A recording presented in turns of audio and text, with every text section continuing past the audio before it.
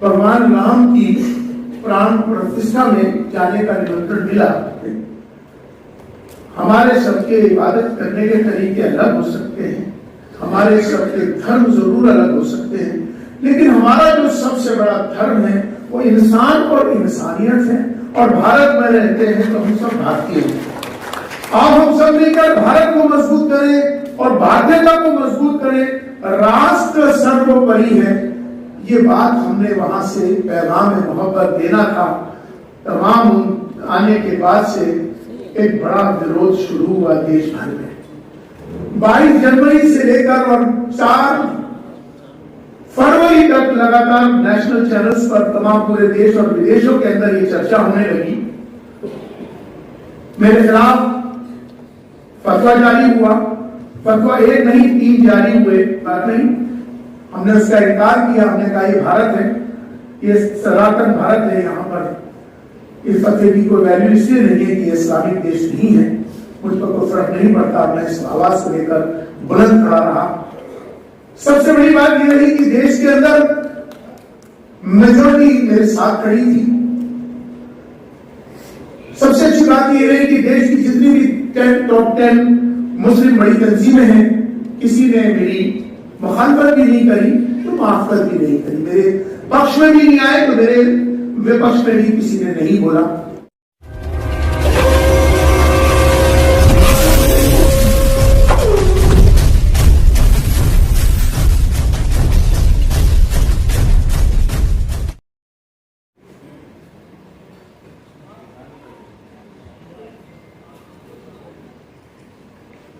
बिस्मिल्लाहिर्रहमानिर्रहीम। नहमदुहु व नसल्ली अला रसूलिहिल करीम। अम्मा बाद।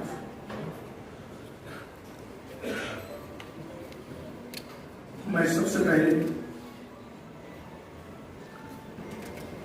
शुभकामनाएं देता हूं। आज महाशिवरात्रि है। तमाम सभी को बहुत बहुत शुभकामनाएं। आने वाले 2 दिनों के बाद रमजान का मुबारक पवित्र महीना शुरू होने वाला है, उसके लिए भी तमाम सबको शुभकामनाएं। फैज साहब, आपने बिल्कुल ठीक कहा कि जब कोई कार्य किया जाए, बड़ा कार्य किया जाए तो विरोध तो होता है। अभी जैसे रामलाल जी भी कह रहे थे, भाई जी भी कह रहे थे कि विरोध होना एक अच्छी अलामत है।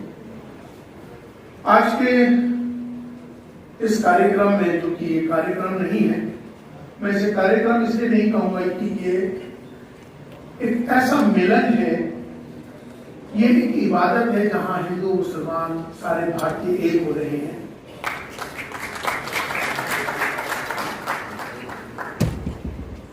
आज का जो उन्वान है और आज जिसलिए हम इकट्ठे हुए हैं वो हमारे डॉक्टर प्रोफेसर शाहिद साहब की जो किताब लिखी हुई और केशव पटेल जी की भारतीय मुसलमानों एकता का आधार। मंच पर उपस्थित परम आदरणीय भाई इंद्रेश कुमार जी, परम आदरणीय भाई रामलाल जी, इज्जत माप आली जनाब सैयद जैनुल आबदीन साहब, बहन शहजादी भाई मोहम्मद अफजाल साहब, प्रशांत जैन जी, डॉक्टर प्रोफेसर शाहिद अख्तर साहब, केशव पटेल जी, सामने मेरे बैठे मेरी भाइयों, मेरी बहनों, मेरे बुजुर्गों, वक्त की मर्यादा है, थोड़ा कम बोलेंगे क्योंकि हम दूसरों को सुनेंगे।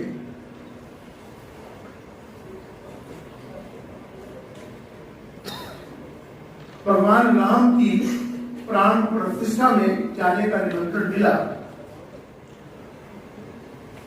और लास्ट मोमेंट पे मिला। बहुत विचार हुआ, बहुत 2 दिन लगे मुझे इस विचार करने के लिए कि मेरे लिए मेरी जिंदगी का ये बहुत बड़ा फैसला था। क्योंकि मैं चीफ इमाम हूँ, बड़ी जिम्मेदारियां हैं। देश का सबसे बड़ा संगठन है इमामों का, 5.5 लाख मस्जिदें हैं, इमाम हैं, उनका हम नेतृत्व करते हैं। ये छोटी बात नहीं थी, इस पर मैं क्या फैसला लूं। आखिरकार 2 दिन के बाद एक एहसास आया, क्योंकि मैंने किसी से मशवरा नहीं करा, क्योंकि एक ऐसी बात थी मैं किससे कहूं। मैंने ये बात अपने अंदर रखी और अपने से ही फैसला लिया, और आखिरकार ये फैसला हुआ कि देश के लिए, सौहार्द के लिए मुझे जाना चाहिए, और मैंने फैसला लिया। वहां जाने के बाद वहां तमाम भाई रामलाल जी वहां मौजूद थे। तमाम, जब मैं जैसे ही पहुंचा वहां तमाम जितने मेरे संत जन, जितने धर्मगुरु थे, तमाम जितने लोग थे, एक बड़ा खुशी का सबने इजहार किया और सबने बहुत मोहब्बत पेश की मेरे आने पर। तमाम अयोध्या वासियों ने भी। वहां से निकलने के बाद मैंने एक पैगाम दिया था, और वो पैगाम था पैगाम मोहब्बत। मैंने ये बात कही थी कि हमारी सबकी जातियां जरूर अलग हो सकती हैं, हमारी सबकी पूजा पद्धति, उपासना जरूर अलग हो सकती है, हमारे सबके इबादत करने के तरीके अलग हो सकते हैं, हमारे सबके धर्म जरूर अलग हो सकते हैं, लेकिन हमारा जो सबसे बड़ा धर्म है वो इंसान और इंसानियत है। और भारत में रहते हैं तो हम सब भारतीय हैं। अब हम सब मिलकर भारत को मजबूत करें और भारतीयता को मजबूत करें। राष्ट्र सर्वोपरि है, ये बात हमने वहां से पैगाम मोहब्बत देना था। तमाम आने के बाद से एक बड़ा विरोध शुरू हुआ देश भर में। 22 जनवरी से लेकर और 4 फरवरी तक लगातार नेशनल चैनल्स पर तमाम पूरे देश और विदेशों के अंदर ये चर्चा होने लगी। मेरे खिलाफ फतवा जारी हुआ। फतवा 1 नहीं 3 जारी हुए, 2 मैनुअल हुए, और एक पाकिस्तान से और जो होते हुए अमेरिका से डिजिटल फतवा जारी हुआ कुफ्र का। आप समझते हैं, ज्यादातर आप यहाँ मुसलमान भाई मेरे बैठे हैं, कि कुफ्र का फतवा देना किसी के लिए, कि मेरे और अल्लाह के बीच की बात है, आप कैसे इसी के बारे में कह सकते हो। लेकिन उन्होंने फतवा जारी किया, कोई बात नहीं, हमने उसका इनकार किया। हमने कहा ये भारत है, ये सनातन भारत है, यहाँ पर इस फतवे की कोई वैल्यू इसलिए नहीं है कि ये इस्लामिक देश नहीं है, मुझ पर कोई फर्क नहीं पड़ता। मैं इस आवाज को लेकर बुलंद खड़ा रहा। सबसे बड़ी बात यह रही कि देश के अंदर मेजोरिटी मेरे साथ खड़ी थी।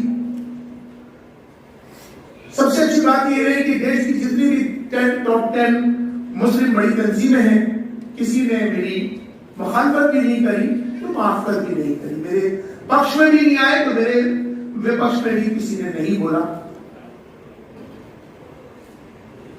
कुछ लोग थे जो कट्टरपंथी संगठन है, उन्होंने इसको जगह जगह मेरा नंबर देकर बड़ी इसकी मुखालफत करी। कोई बात नहीं, समय होता है, चला जाता है।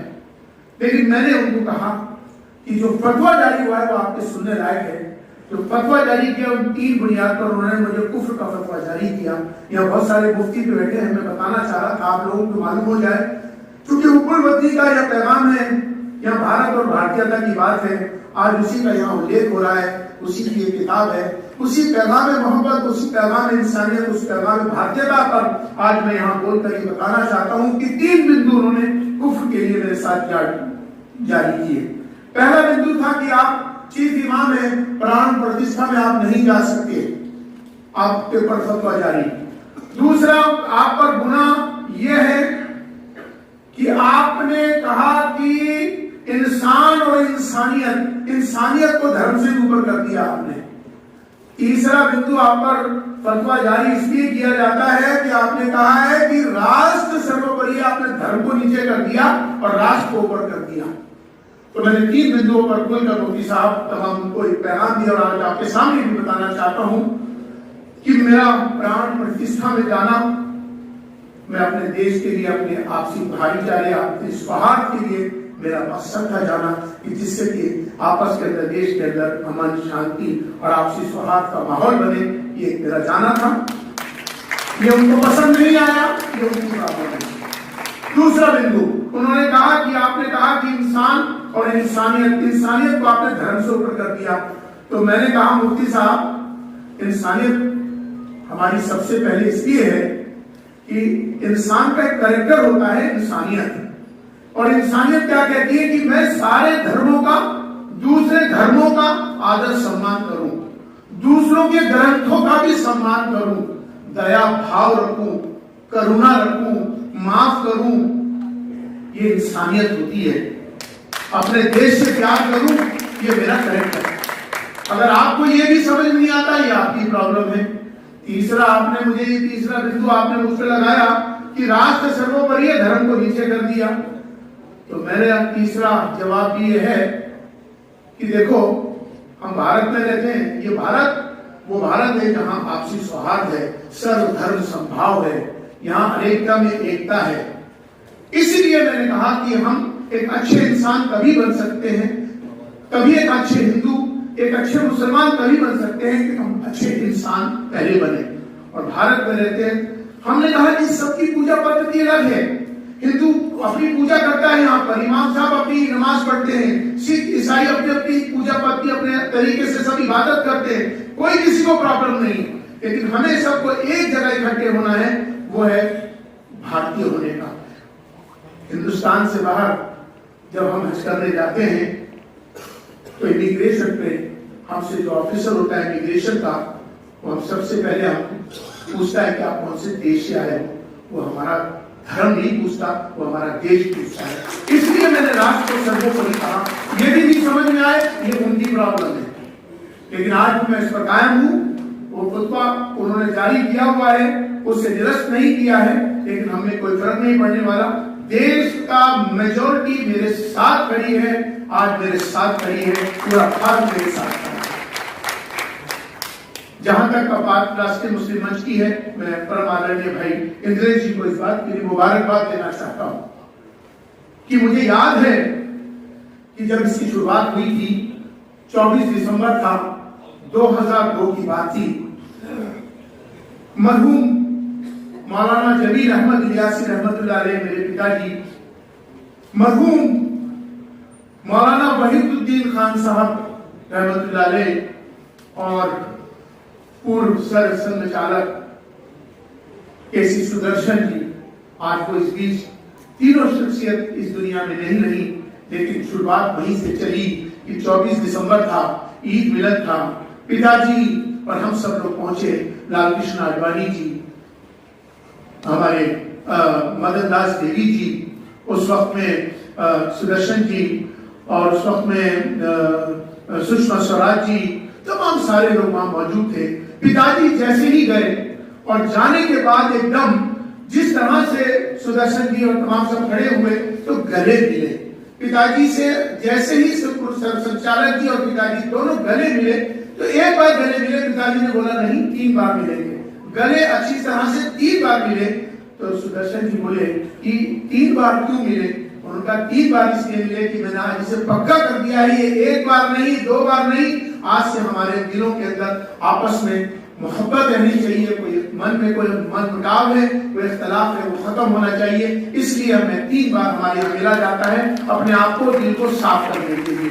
तो ये संवाद का प्रक्रिया शुरू वहां से होती है और उस शुरुआत को लेकर देश जिस तरह से उस वक्त के पूर्व संचालक सुदर्शन जी ने जिस तरह से पूरा आप भाई इंद्रेश जी को जम्मू से बुलाया, आप जम्मू में प्रचारक थे, मुस्लिम समाज को, मुस्लिम कामों को, मुस्लिम मामला को से बहुत अच्छे परिचित थे। तो ये तय हुआ कि भाई इंद्रेश जी को बुलाकर इसकी जिम्मेदारी दी जाए और उस जिम्मेदारी को निभाते निभाते आज मैं देख रहा था, मुझे याद है मैं तो जब बिल्कुल जवानी की हालत थी और उस वक्त पे मैं भी भाई इंद्रेश जी और तमाम सारे लोग लगातार रात और दिन प्रवास करते थे, रात और दिन प्रवास करते रहे, घूमते रहे पूरे मुल्क के अंदर।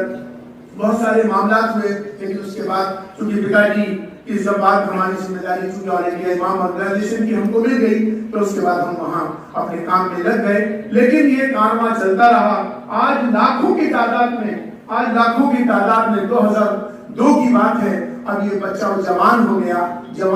अब ये देख रहे हैं कि लाखों की तादाद में आज ये सिलसिला चल रहा है और मुझे खुशी हो रही है क्योंकि मैं उसकी बुनियाद में हूँ, उसकी शुरुआत में हूँ। इसलिए मुझे इस बात की बहुत खुशी है कि रात की आपकी सबकी मेहनतों से आज जो भारत और भारतीयता की बात हो रही है, आज इसी की सख्त जरूरत है। संवाद वहीं से शुरू होता है और वो संवाद का सिलसिला चलते चलते आज ये संवाद पूरे भारत में इस तरह से चल रहा है। यही होता है कि ये बात, क्योंकि संवाद ही एक ऐसा माध्यम है जो दूरियों को नजदीक लाता है। अगर हमारे मन में कोई है मनमुटाव है, अगर कोई मिसअंडरस्टैंडिंग्स है, कोई ऐसा मसला है कि जिससे कि आपसे इख्तलाफ हो रहा हो, तो संवाद ही एक ऐसा माध्यम होता है कि जिससे कि हर मसले का हल निकलता है। तो मुझे लगता है कि भाई रामलाल जी यहाँ बैठे हैं भाई, और हमारे भाई इद्रीस जी बैठे हैं, तो मैं ये कहूंगा कि संवाद बरकरार रहना चाहिए, चाहे वो किसी भी मसले में हो, किसी भी विषय पर हो। संवाद एक ऐसी प्रक्रिया है जिसे जारी रहना चाहिए, जिससे कि आपस में एक दूसरे से नफरतें, आपस में एक दूसरे के खिलाफ खत्म होंगे और हालात बहुत बेहतर होंगे। क्योंकि एक जमाना था, आपको सबको याद है, कि याद होगा आप सबको, कि संघ से दूरी, संघ के साथ मुसलमानों को किस दूर रखा गया हमेशा से, कि संघ ही से दूर रहना, इसकी परछाई से भी दूर रहना। जब परछाई से भी दूर रहना, इनसे दूरी बना के रखना। मैं किसी का नाम नहीं लूंगा कि किन लोगों ने किया, सब भली भांति जानते हैं पिछली कौन सी पार्टियां थी, कौन से लोग थे अपने लालच के लिए जिन्होंने हमें दूरी बना के रखी। अल्हम्दुलिल्लाह आज इस संवाद के माध्यम से मुसलमान हिंदू आपस में देश एक हो रहा है। इससे एक अच्छा संदेश भी जाएगा, भारत जरूर विश्व बनेगा, ऐसा मेरा मानना भी है। आज मैं कुछ ज्यादा नहीं बोलने वाला हूं, बस इतना ही कहूंगा कि संवाद की पहली प्रक्रिया हमारे केसी सुदर्शन जी से शुरू होती है, फिर वहां के बाद हमारे परम आदरणीय श्री मोहन भागवत जी से फिर शुरू होता है। और वो पिछले साल 2023 की बात है कि वो वहाँ इमाम हाउस सबसे पहले मेरे पास वहां मिलने के लिए पहुंचे। तो वहां से भी एक संवाद का ये प्रक्रिया शुरू होती है। यही अपने में एक संदेश है कि हम सबको मिलकर रहना है, भारत को और भारतीयता को मजबूत करनी है। यही हमारा पैगाम है, यही हम कहना चाहते हैं।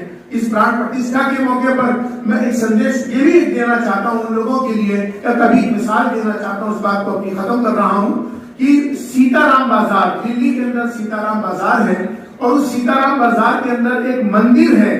मंदिर और मस्जिद दोनों बिल्कुल लगे हुए हैं। तो वहां के चूंकि इमाम साहब मेरे पास आते हैं, उन्होंने ये बात मुझे बताई कि इमाम साहब जब मंदिर के पुजारी जब छुट्टी पे चले जाते हैं तो पूरे मंदिर का रखरखाव मैं खुद करता हूँ, सारी सफाई मंदिर की मैं करता हूँ, और जब मैं चला जाता हूँ तो पुजारी मेरी मस्जिद की सफाई करता है और ध्यान रखता है। इसी का नाम भारत है, इसी का नाम भारत है। हमें इस भारत को मजबूत करना है, भारतीयता को मजबूत करना है। हमें हिंदू और मुसलमान नहीं बनना है, हमें जातियों में नहीं बंटना, धर्मों में नहीं बंटना है। और अगर भारत को विश्व गुरु बनाना होगा तो हमें एक होना होगा, वो है हम भारतीय हैं। हमारी पहचान भारतीय से होनी है। अगर हम भारतीय मुसलमान, भारतीय हिंदू, भारतीय कोई कहलाएंगे तो उससे हमारी मजबूती होगी। आज इसी पैगाम को हमें आम करना है। इसी पैगाम के साथ अपनी बात को खत्म कर रहा हूं। देश हमें देता है सब कुछ, हम भी तो कुछ देना सीखें। बहुत बहुत शुक्रिया। वाक़ई